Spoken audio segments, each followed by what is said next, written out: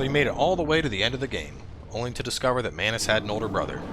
He's stomping all over the place, he's throwing fireballs at you, he's summoning fireballs from the air, he's jumping up in the air and doing belly flops, and that's a whole lot of bullshit for a boss that has 3 health bars. I don't need to kill this thing, it's optional, why do I care? I don't need that trophy. That's what you're saying to yourself. You don't think you can beat him, and it's okay. That's why you're here. So we're going to do this together. Welcome to the Get Good Guide with the Demon of Hatred. Now before we go into this fight, there's a couple different things you're going to want.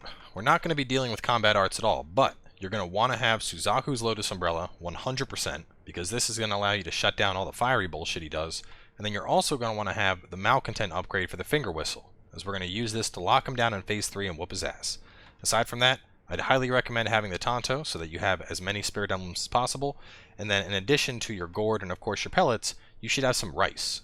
You can get this from the Child of Rejuvenation over near the temple.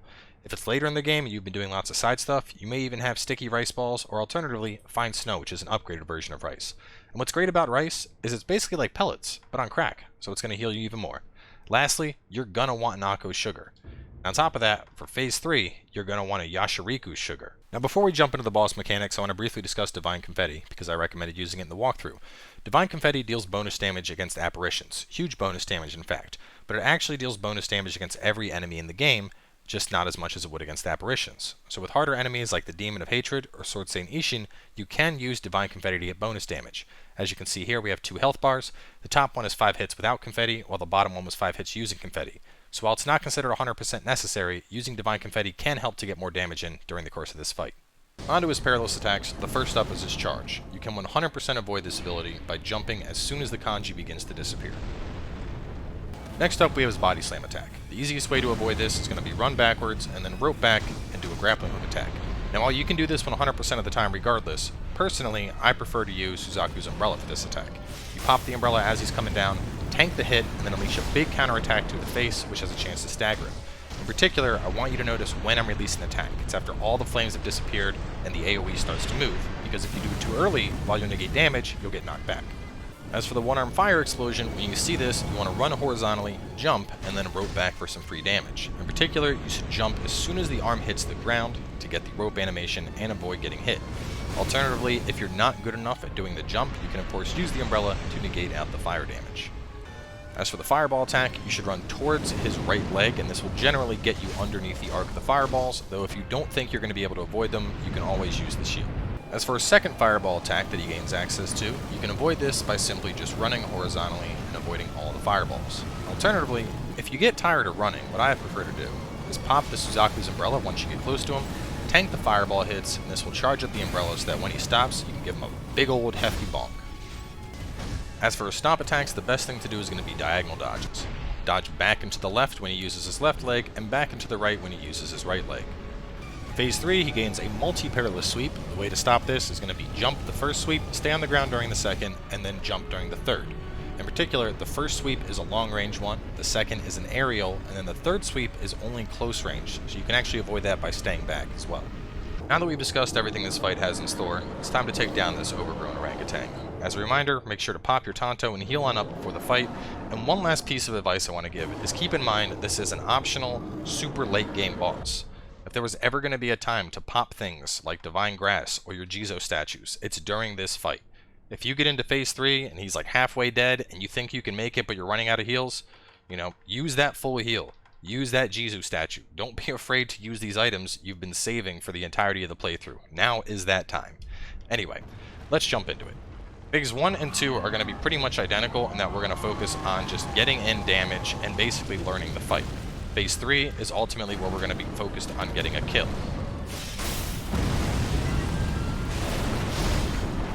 What I mean by this is as you learn this fight, with enough practice, Phase 1 and 2 should be pretty much a cakewalk for you. While we can use Malcontent to stun him during those phases, since Phase 3 is going to be the deadliest, we want to save it for that. And to that extent, you really just want to focus on getting a mastery of his abilities in the first 2 phases. As you can see, I'm sticking around his rear leg. In particular, you're very safe back here. His left leg is usually pretty good. When you're dashing at him from far away, I like to dash towards his right leg, but otherwise, the left leg is where I'm going to stick. You can avoid a lot of his heavy arm swings by staying near that leg.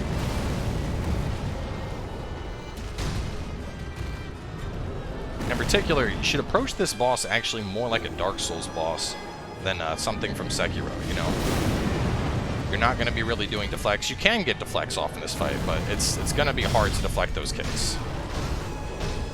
You can see that Suzaku's umbrella there just doing some work, getting that stun in on the head.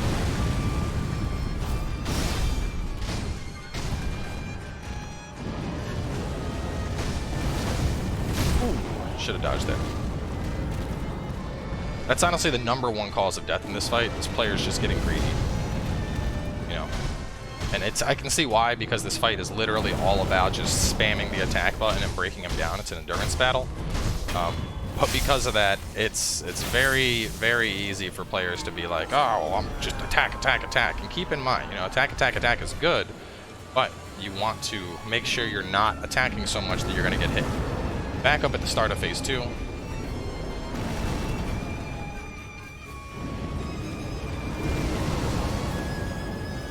Didn't get my rope. Didn't get my dodge. This is why the umbrella is great. Otherwise, that would have been a massive hit to the face, but instead I was able to just tank it and get some damage in.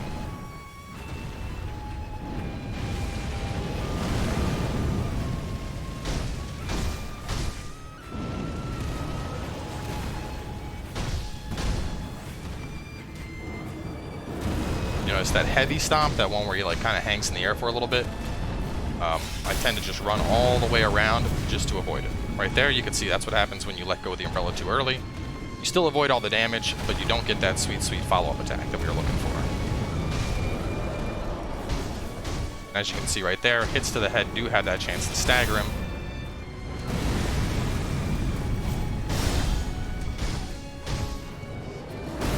Ooh, thought I had that dodge.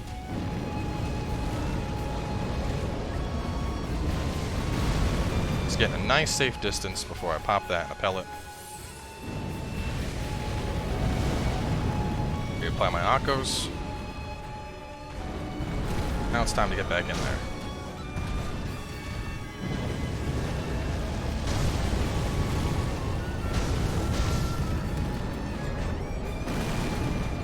You can see, even though he like ran right into me, doing that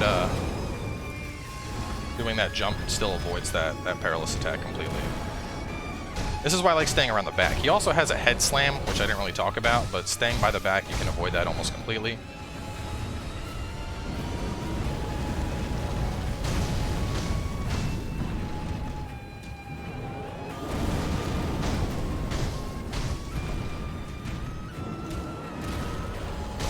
There's that head slam again.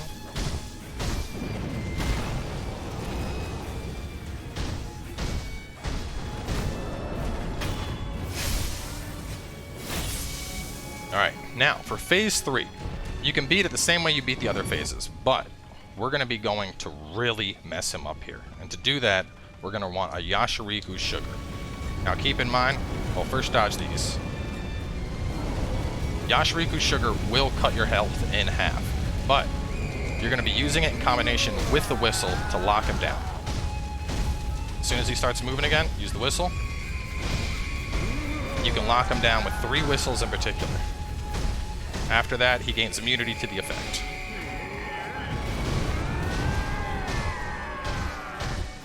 After your damage, back up. And now either reapply your Akos, or, if you're that worried, reapply something like an Ungos to get more defense. The reason for this is you want to get back your health.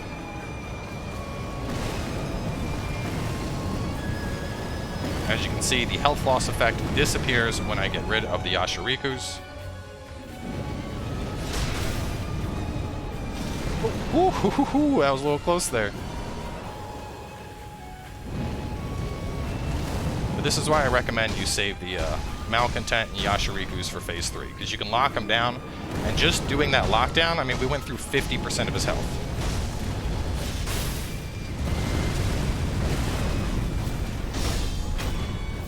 And there it is.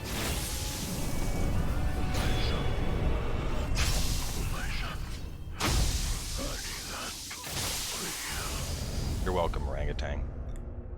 For those that didn't know, this is actually the sculptor. This is what happens when your rage consumes you and you're basically a failed Shura.